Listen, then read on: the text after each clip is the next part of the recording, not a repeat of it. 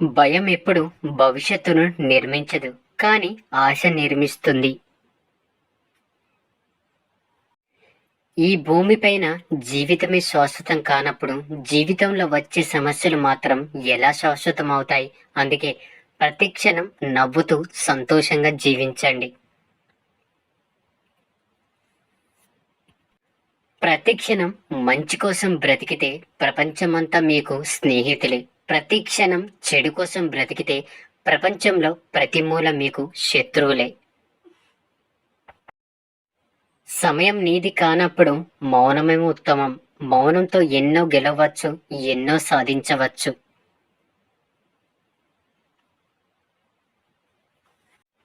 నువ్వు ఏదైనా సాధించే వరకు లోకం దృష్టిలో నువ్వు ఒక పిచ్చోడివి.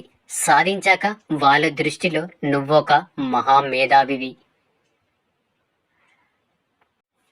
మీ యొక్క జీవిత పుస్తకాన్ని అందరికీ తెరిచి చూపించకండి, ఎందుకంటే మీ భాష కొందరికి మాత్రమే అర్థమవుతుంది. నిన్ను సంతోషపెట్టే వాళ్ళంతా మంచివాళ్ళు, నిన్ను బాధ పెట్టే వాళ్ళంతా చెడ్డవాళ్ళు అని అనుకోవద్దు. డబ్బులు చూసి దగ్గరకు చేరే బంధువులు, అందాన్ని చూసి కలిగే ప్రేమ, అవసరం కోసం కలుపుకునే స్నేహం ఎన్నటికీ శాశ్వతం కాదు. మీతో ఎవరు మాట్లాడకపోతే అది వాళ్ళ తప్పు. మీరు ఎవరితో మాట్లాడకపోతే అది మీ తప్పు. ఎవరైతే బానిసత్వానికి అలవాటు పడతారో వారు తమ బలాన్ని ఎప్పుడు గుర్తించలేరు. ఇష్టం, కోరిక అనేవి మిమ్మల్ని బానిసగా మారుస్తాయి. ఓపిక, ఆశయం అనేవి మిమ్మల్ని ఎప్పటికైనా రాజుని చేస్తాయి. నీ మనసును నీవు అదుపు చేసుకోకపోతే అదే నీకు ప్రధాన శత్రువుగా మారుతుంది. నేటి లోకంలో కొంతమంది మనుషుల వైఖరి ఈ విధంగా ఉంది. పైకి దీవెనలు, లోపల శాపనార్థాలు. పైకి ప్రేమ, లోపల ద్వేషం. పైకి మానవత్వం, లోపల రాక్షసత్వం. పైకి నిజాయితీ, లోపల నటన. డబ్బు అనే ఒక చిన్న రంగు కాగితం మనిషిలో ఉండే అన్ని రంగుల్ని బయటకు తీస్తుంది. నాకు తెలుసు అనుకోవడం పర్వాలేదు, అంతా నాకే తెలుసు అనుకోవడం మంచిది కాదు. ఎందుకంటే ఈ ప్రపంచంలో నీకు తెలియని విషయాలు చాలా ఉన్నాయన్న విషయాన్ని మర్చిపోకు. ఎదగాలంటే ఓర్పుగా ఉండడం నేర్చుకోవాలి. గెలవాలంటే ఓటమిని ఒప్పుకోవడం నేర్చుకోవాలి. సర్దుబాటు లేకుంటే జీవితంలో ఏది సంపూర్ణం కాదు. మీ జీవితంలోకి ఎవరు ఎప్పుడు వచ్చారు అని కాదు, ఎలాంటి పరిస్థితుల్లో అయినా మీతో ఎవరుంటారు అనేదే ముఖ్యం. ప్రతి మనిషి జీవితం ఒక తెల్ల కాగితమే. దాంట్లో వాళ్ళు రాసుకునే రాతను బట్టి వాళ్ళ తలరాత మారుతుంది. కొంతమంది మాటలకు గమనిస్తూనే ఉండు. నీకు గర్జించే రోజు ఒకటి వస్తుంది. అప్పుడు ఎవరిని వదలకు.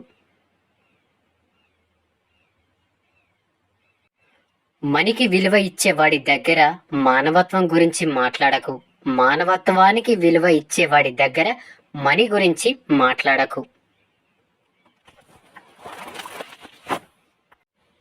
ఏదో ఒకనాడు తెగిపోతుందని తెలిసి కూడా తెంచుకోలేనంతగా బంధాలను పెంచుకోవడమే మనిషికి ఉండే పెద్ద బలహీనత. వివాహం అంటే ఈడుజోడు, కష్టం సుఖం, తోడు నీడ గురించి కాదు. ఇద్దరు ఐక్యమైపోయి తమని ఉద్ధరించుకునే ఒక మంచి అవకాశం. నిన్ను ఎవడో గౌరవించడం లేదని బాధపడద్దు. ఎందుకంటే బట్టల షాపులో ఒకరికి నచ్చక వదిలేసిన బట్టలు మరొకరికి చాలా బాగా నచ్చుతాయి. జీవితం కూడా అంతే. మనం సంతోషంగా ఉన్నప్పుడు అందరూ చేతులు కలుపుతారు, కానీ మనం కష్టంలో ఉన్నప్పుడు కొందరే చేయుతనిస్తారు. చేతులు కలిపిన వారిని గుర్తుపెట్టుకో, చేయుతనిచ్చిన వారిని గుండెల్లో పెట్టుకో. ప్రతి ఒక్కరిలోనూ ఓపిక అనేది ఉంటుంది. కానీ అది ఎంతవరకు ఉండాలో అంతే ఉంటుంది. అది నశించిన రోజున ఆ మనిషిలో మరో మనిషి కనిపిస్తాడు. నీవు అహంకారులను ప్రశ్నలు అడగవద్దు. మూర్ఖులకు సమాధానం చెప్పవద్దు. నీకు రెండూ ప్రమాదమే. ఇద్దరికి మౌనమే సమాధానం.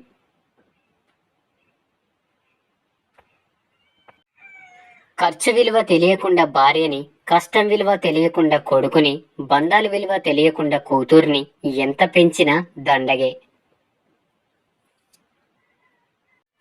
నచ్చినప్పుడు ఒక విధంగా, నచ్చినప్పుడు మరొక విధంగా ఉండే వాడికి బంధాలు, అనుబంధాల విలువ తెలియదు. అలాంటి వాడితో ముడిపడిన బంధం కన్నీళ్లను మాత్రమే కానుకగా ఇస్తుంది. నీకు అవమానం జరిగిన చోట కావాల్సింది తిరిగి నిలబడే ధైర్యం, అంతేకాని తిరిగి అవమానించే గుణం కాదు. ఈ సమాజం గౌరవం, విలువ ఇవ్వాలంటే డబ్బైనా ఉండాలి, లేదా అధికారమైన ఉండాలి, లేదా అదృష్టమైన ఉండాలి.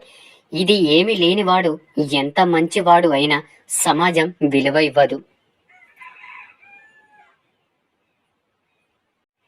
చెడ్డవాళ్ళు కౌగిలించుకోగానే మంచివాళ్ళు అయిపోరు.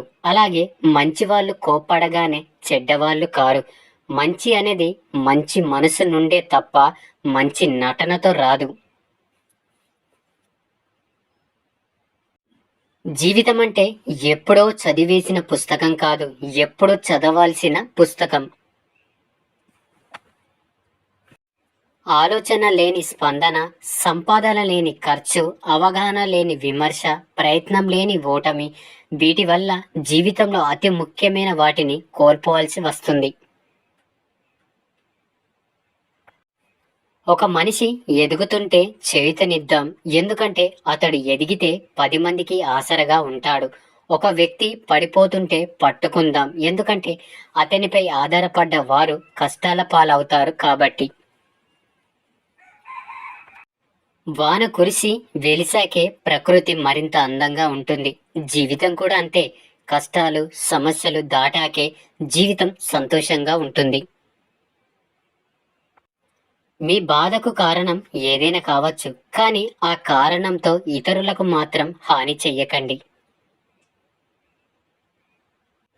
శృంగారానికి ఎక్కువ కాలం దూరం ఉన్న వ్యక్తి తన శక్తి సామర్థ్యాలను గుర్తించి ఎదిగే అవకాశాలను వినియోగించుకుంటాడు.